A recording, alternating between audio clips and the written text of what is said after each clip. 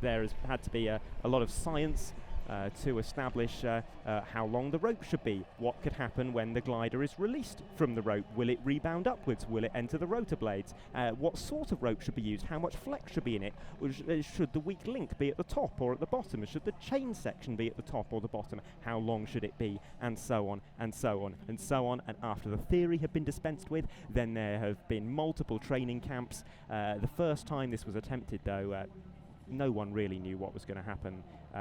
The area of uncertainty is the transition from forward flight into the hover that we'll see later, and that threw up some unexpected challenges.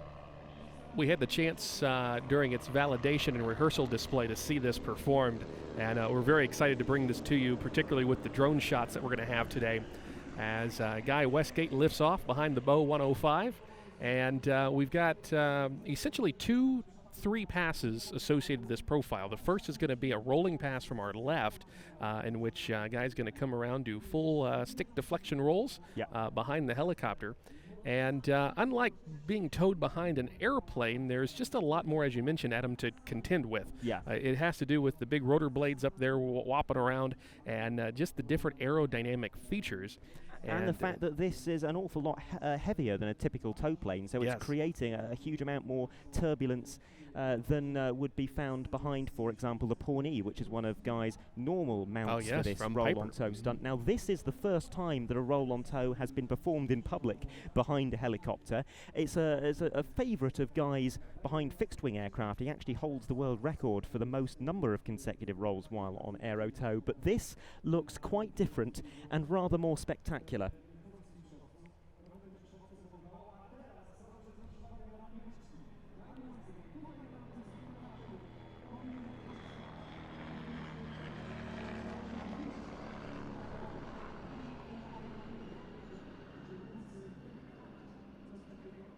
What a view.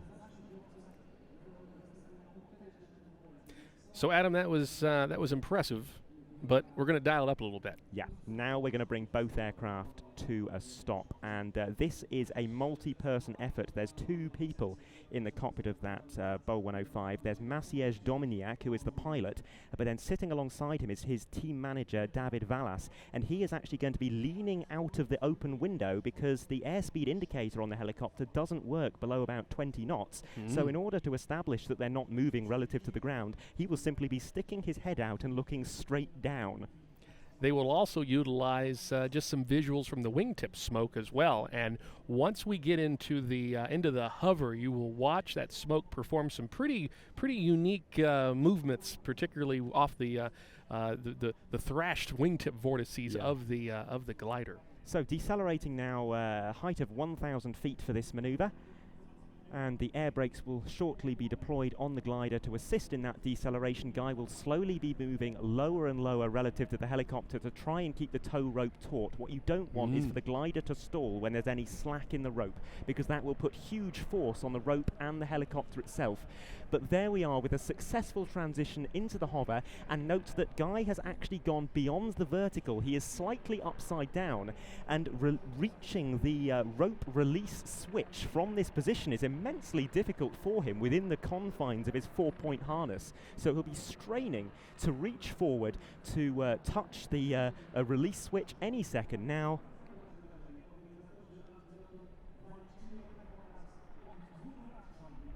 Oh, this is the longest hover that I was about to mention that we've seen thus far. But there goes the release, effectively falling into the second half of a tail slide. And now, because it's Guy, we're going to go into some aerobatics. Guy is the 8 times British national gliding aerobatic champion. So there really is no better man to attempt what we have just witnessed today. And it's my understanding too, Adam, that this is I'm not sure if Guy has much more than an hour in this particular sailplane. Yes, this was brought here to Leszno specifically for this performance. It's not his normal mount. He normally flies an MDM-1 Fox or an S1 Swift, but this, the SZD-59 Acro, like those other two, it's a Polish design. The Polish have a long lineage of designing aerobatic gliders and gliders in general. In fact, if you go into town here in Leszno and come out of the railway station, the station has a glider gate guardian. So the amount of work, both in dollars and man hours, that has gone into that roughly 2-minute performance is unbelievable. A lot of ingenuity and creativity in all of the flying display programs here, but particularly this, the heli-tow. And of course, too, Adam, let's talk a little bit about the tow rope that they're utilizing this weekend, because it's got some special lineage to it. Yes, and as Guy does his typically precise landing and comes to a stop, yes, let's mention the tow rope. It's not the first time it's been used for something high profile, because it was actually used on the James Bond film Spectre back in 2015 to assist in a helicopter stunt there. After the film was completed, the film company had no need of it, so it ended up going back into the gliding world and has been used for this performance. Well, Guy there gives us all a wave. He is so enthusiastically adored by the crowds. He is always performing some of the headline moments here at Antidotum Airshow Leszno, and so pleased to have him as part of the Antidotum family.